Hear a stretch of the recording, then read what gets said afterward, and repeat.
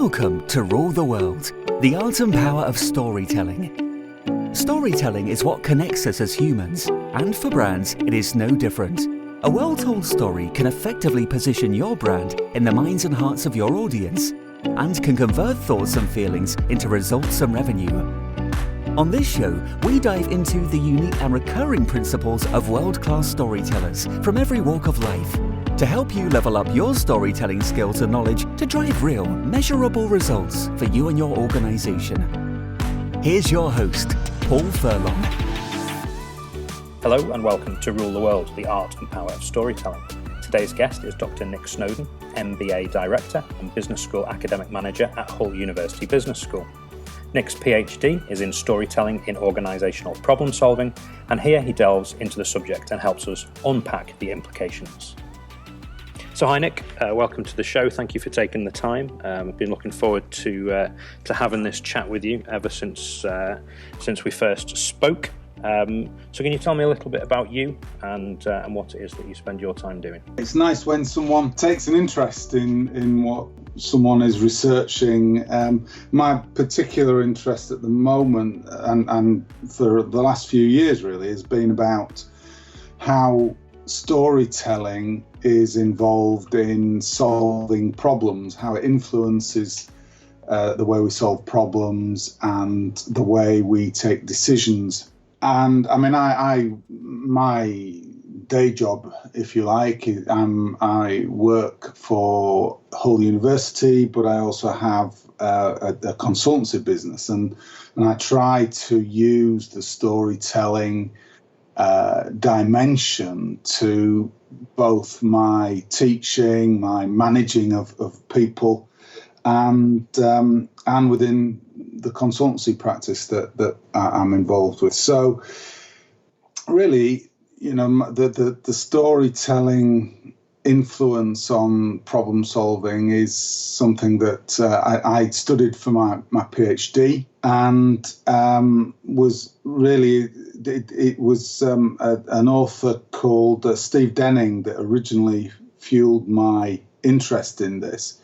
And a lot of people of his ilk that tell us about storytelling and how it is useful in getting people to understand what you're trying to get them to do. It's very useful in leadership, and a very effective way of communicating what you want to happen now, and that's great. You know, it's definitely a very useful tool. But the problem is stories and storytelling in a what I would call a narrative sense tends to give just one perspective on what we should do, and it guides you down one particular route. That's why it's a useful leadership tool, because you know you as a leader, you decide where you want to go and you want your troops to follow,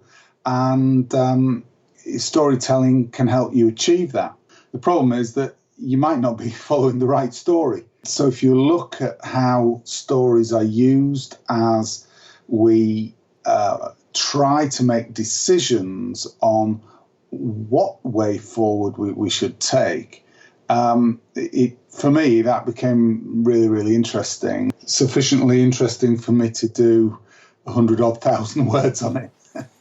So I've been lucky enough to read the kind of the overview of your thesis for your doctorate, summary of storytelling, story fragments, and solving ill-structured organisational problems.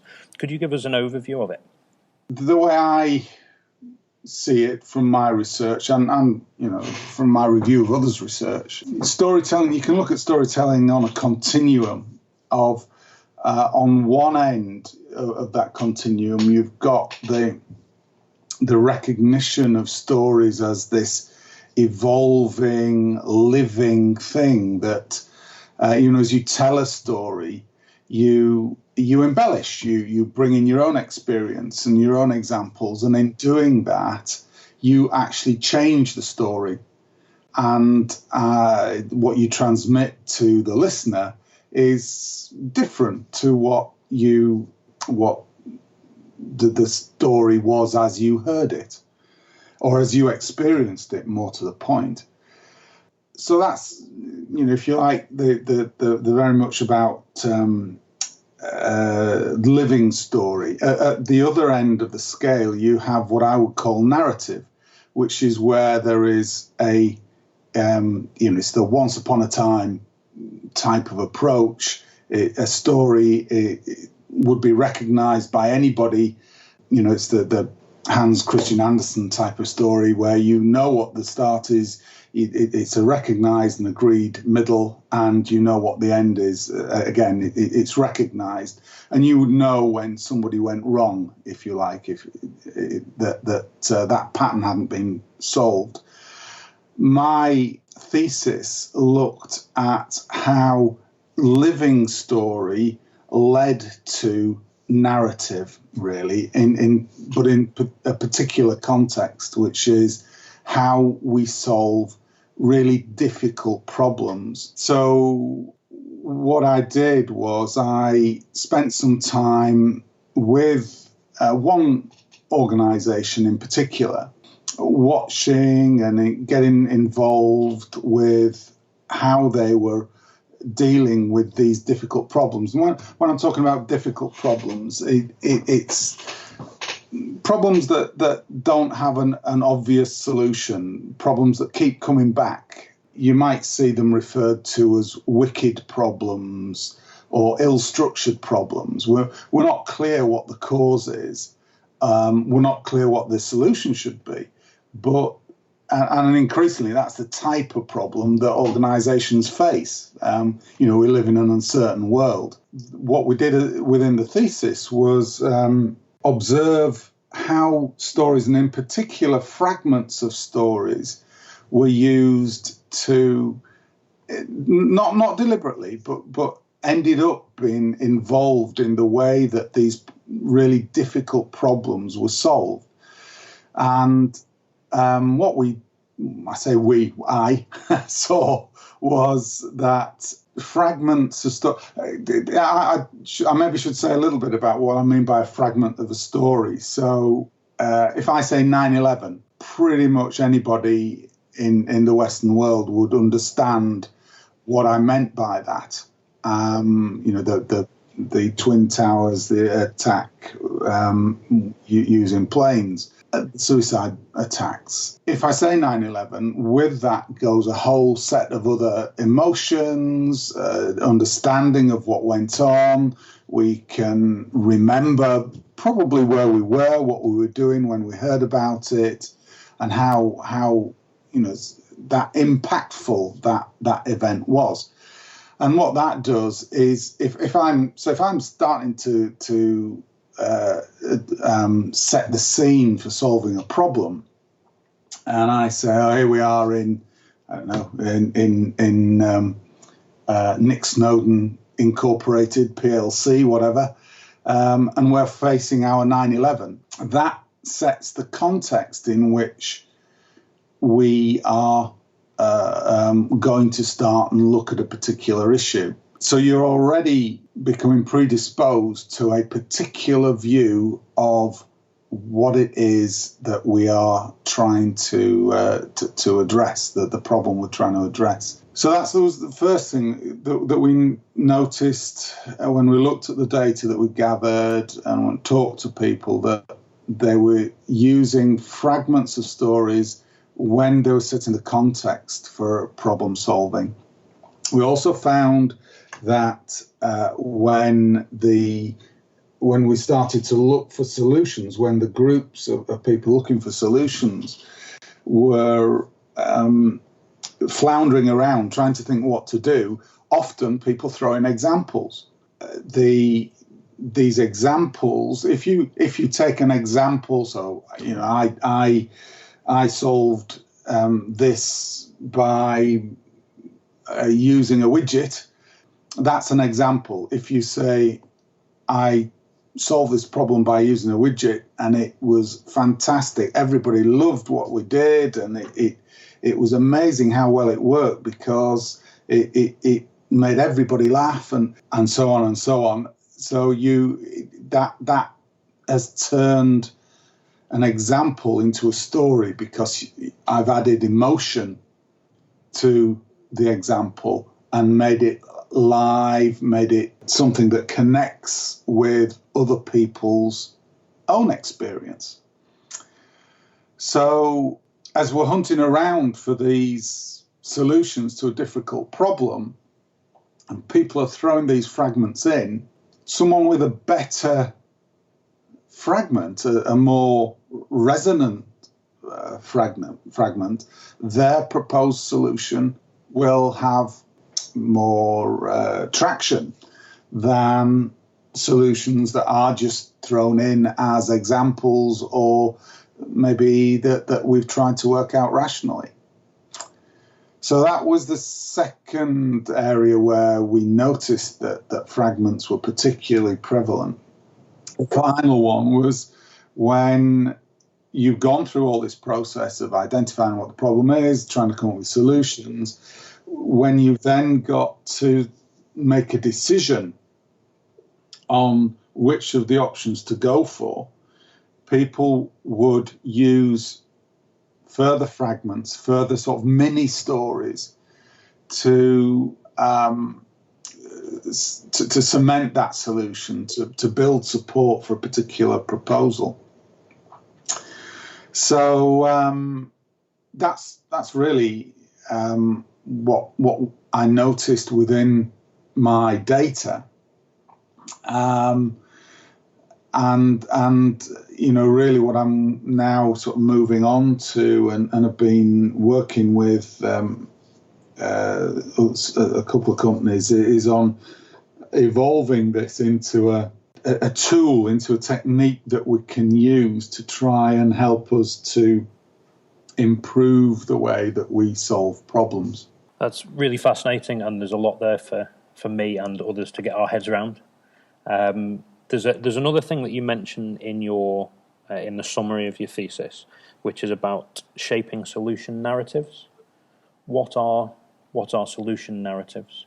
Solution narratives are the opposite end of this scale. If you've gone through this sort of living story phase where you're collecting, you're recognizing that these different mini narratives are affecting the way that you're thinking, what I'm arguing is that actually we need to do more to balance the type and number of mini stories that we release into this problem-solving process, because, as I said before, if you've got one particularly powerful story fragment, it can prejudice the whole of that decision-making process. So that first part of the thesis is about saying, we've got to be aware of this, and we should develop something that tries to at least recognize that we could be being misled by a certain fragment or a certain story. But once you've done that, we move over to the more traditional way in which storytelling is being used in consultancy today and with a lot of business experts on storytelling, which is to say, well, okay, now we've agreed on what that solution should be. We need to develop a story that gets people committed. So that solution narrative is this Hans Christian Andersen type thing. It's the story that you hear lots of politicians use storytelling, and they present a fixed version of events that is emotional, emotive, powerful, directive. It does all these things that you need leaders to do in order to get their people aligned with where they want them to go.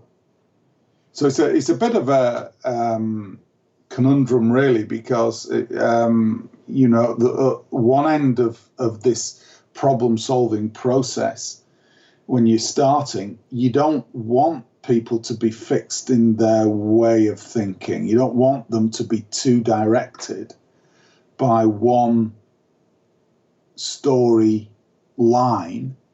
But at the end, once the other end of the problem-solving process, where you've got you've taken a decision, you know what the course of action is. It may be very challenging, possibly even threatening.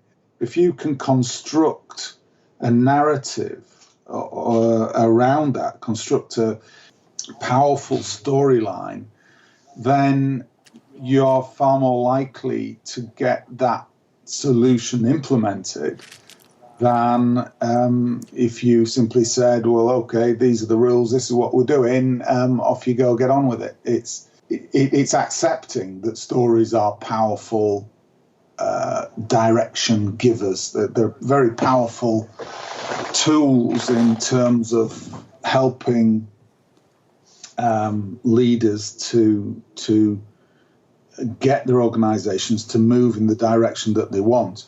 And what I'm saying is that having gone through the earlier stages where it's far more speculative about, what the solution should be, we're still using stories, and it's important that we use stories, because people will tell you things in stories that they will never tell you if you ask them straight out.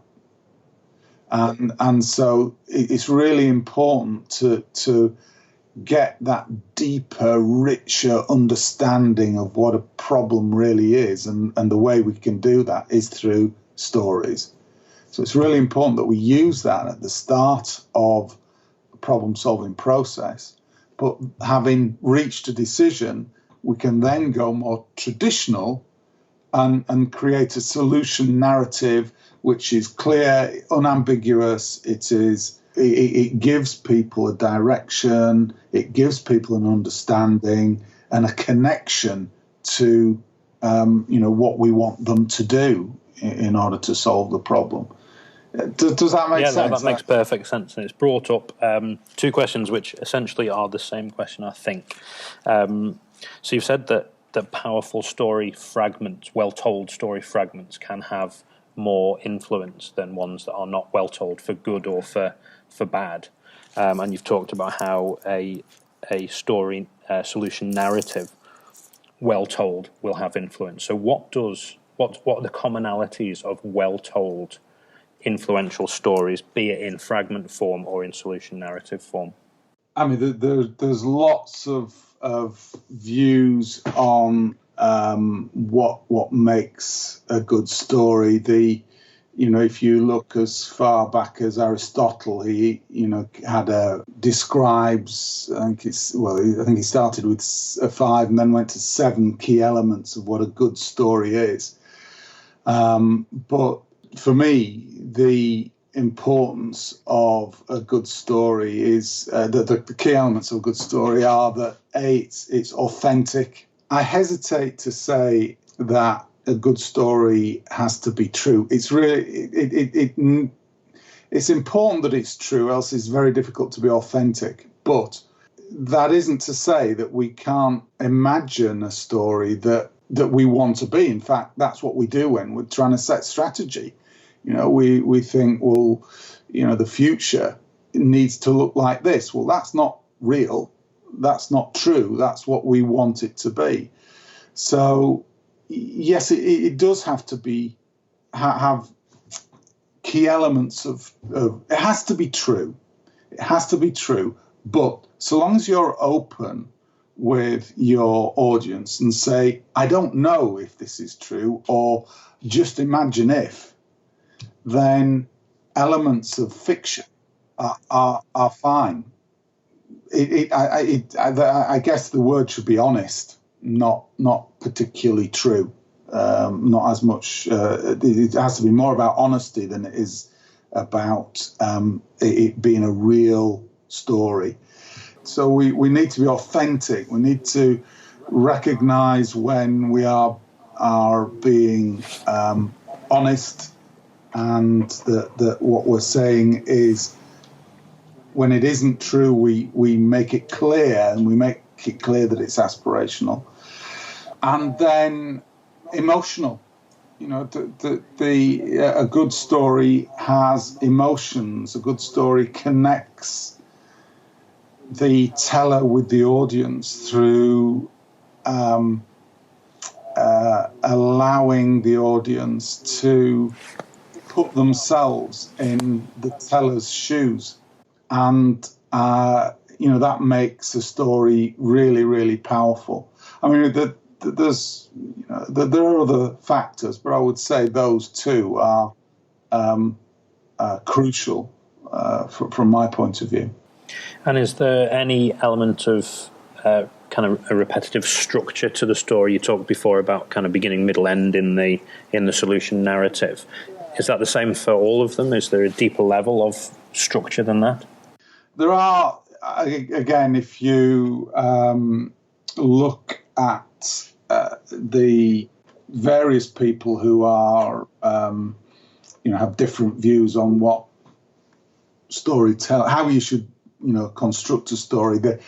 Steve Denning, I think, present a pattern, as does David Boget, and a lot of gurus have their own idea of, there's an introduction, there's a climax, and there is maybe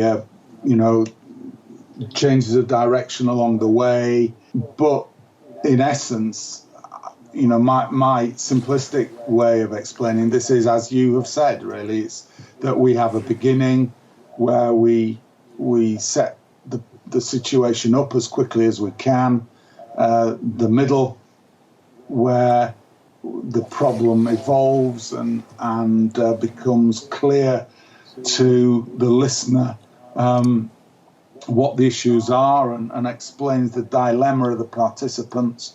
And then we have an end where there is a resolution, and that resolution can be success, failure, tragedy, happiness, any number of emotional outcomes. But I don't know whether I answered your question there, but the key to the success of storytelling is in capturing that emotion and allowing the audience to share in that emotional trip, because in that way they'll engage with you, they'll engage with your problem and make it their own, and that's what you want if you want them to help you to solve your problems. And you've mentioned that there's 3 core stories within an organisation. Are they different based on their structure of the story or how they're told? What differentiates the 3 core? Well, in fact, what are the 3 core stories? Okay, the 3 core stories is something that I obviously I published it in my thesis, but it's under development, shall we say. And my argument was that if you look at any organisation, there are 3 levels, if you like, of storytelling always going on. There's a story. Your organisation, your senior management will tell you an organisational level story. They'll be that's their strategy. It's the corporate story, whereby they're doing this, creating a fixed narrative, a solution narrative, if you like, where it's a monologue. It's only their voice. They are explaining what the world is like as they see it, and what the organisation needs to do in order to adapt and fit and succeed in that world. You often hear organisations talking about, we need to tell our story, present our image, our impression to the world, and that's really what traditional corporate level storytelling is about. That's one level. You've then got what I call the group story. So within any organization, you've got subgroups to work in teams, different levels within the organization that discuss issues amongst themselves, they tell their experiences, share their experiences, and to some extent, they tell the type of story that helps them to fit in with that group. For example, I'm part of a more senior management group that at the university, but I'm also part of a subject group further down the organisation.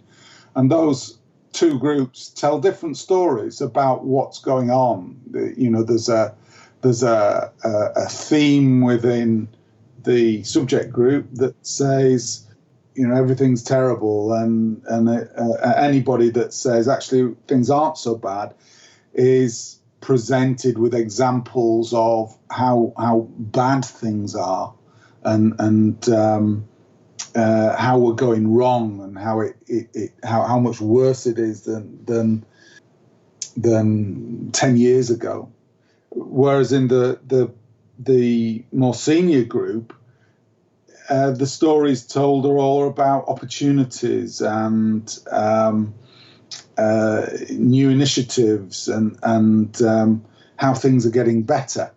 And those, to be part of that group, to be accepted and influential within either of those groups, you have to tell the sort of stories that resonate with that group story, if that makes sense. So you are, that's not to say these stances are fixed. They are to some extent negotiated.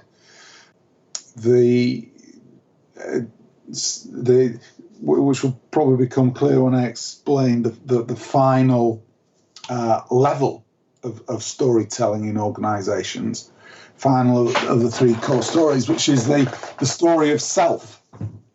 And this is the story that I suppose you're asking me for. The story that describes a person as who they are. It's essentially what individuals believe about themselves. To some extent, it is what they would like others to believe about themselves. It's about presentation. And again, in coaching, we talk about, presenting a positive image of yourself. And individuals obviously are the components of groups, and we individuals edit the stories that they tell about themselves to fit in order that they will fit in with the particular group. I tell stories to the senior management group that I don't tell to the subject group, and vice versa.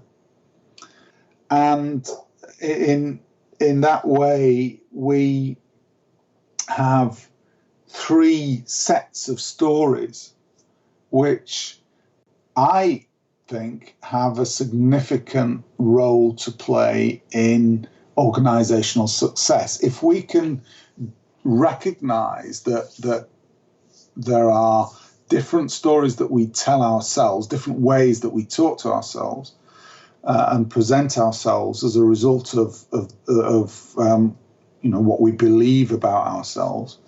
If we can align that view, those stories with the stories that we tell in groups, and the story that the corporate body is trying to get us to align to, then we're far more likely to move in the direction that takes the organization forward. So as an organization, if we pay attention to aligning our corporate story with group story, with the stories of self, then we are far more likely to be able to implement the changes and take the organisation in the direction that we want to head in. Everything you've said is really fascinating, Nick. I could talk to you all day about this, but I am aware of time. So I wonder if I would be able to just ask you a few frequently asked questions that we ask all of our guests. Yes. So the first one, you've mentioned a couple of people already, but who do you think of when you hear the word story? Probably David Boget. I have had, he's a wild and wacky bloke, but incredibly intelligent and probably the most respected storyteller. There's also, Steve Denning and Yanis Gabriel, all very influential in this field. I wrote a chapter in David's book, and he was one of David Boget's books, I should say, is very prolific. And I always be grateful to him for that, because he asked me to do that when I was at a very difficult point in my PhD studies, and his interest and support just gave me the momentum to carry on, he's I think top of my list. Brilliant. And so maybe you could recommend some good books, podcast, websites. I imagine the one that you wrote with David is going to be one of them. It's got to be the best. Is there anyone else, or any other books or websites or anything that you can recommend? Yeah, I mean, Steve Denning talks about he had the springboard stories, which, that's very much the sort of narrative end of the scale, which would be a use, quite an easy read. So where can we find you online? If you go to Hull University of Hull, and again search my name, my profile is up on the website for Hull University, and the other online site where you'll find me is Company DNA Limited, where again some of our consultancy work is up there, and a little bit about what I do. Well, that's brilliant, Nick. I really enjoyed talking to you today, and I hope that we can spend some more time in the future talking. Maybe have you back on in a couple of episodes' time. Yeah, that would be good. Thanks. Brilliant. Paul. Thank you, Nick. Thank you for joining us for this episode of Rule the World. Be sure to rate, review and subscribe to the show, and visit weareopusmedia.com for more resources based on today's topic, as well as access to more episodes that will help you develop your storytelling abilities. That's weareopusmedia.com. Thank you, and see you next time.